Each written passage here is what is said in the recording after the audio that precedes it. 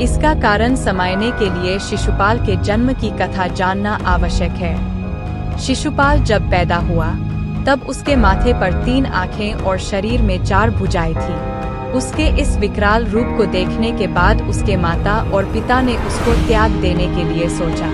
तभी एक आकाशवाणी हुई जिसमें यह कहा गया कि शिशुपाल के माता और पिता को उसका पालन करना चाहिए।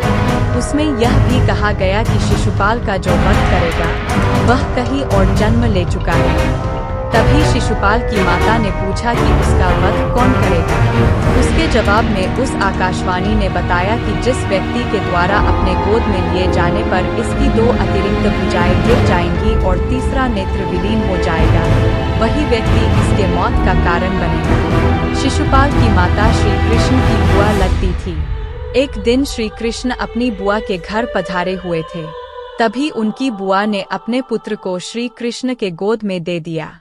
कृष्ण के गोद में जाते ही शिशुपाल के दोनों अतिरिक्त भुजाएं गिर पड़ी और उसका तीसरा आँख उसके ललाट में विलीन हो गया। यह देखते ही श्री कृष्ण की बुआ समझ गईं कि कृष्ण ही शिशुपाल की मृत्यु का कारण बनेंगे। इसके बाद उन्होंने श्री कृष्ण से वर मांगते हुए कहा कि तुम शिशुपाल के सारे दोष क्षमा कर देना। श्री कृष्ण ने उन्हें आश्वासन देते हुए कहा कि वे शिशुपाल के 100 अपराध क्षमा कर देंगे। यही कारण था कि श्री कृष्ण ने शिशुपाल की 100 गलतियों को सहन किया। लेकिन जब उसने फिर से गलती की तो उन्होंने अपने सुदर्शन चक्र से उसका मस्तक काट गिराया।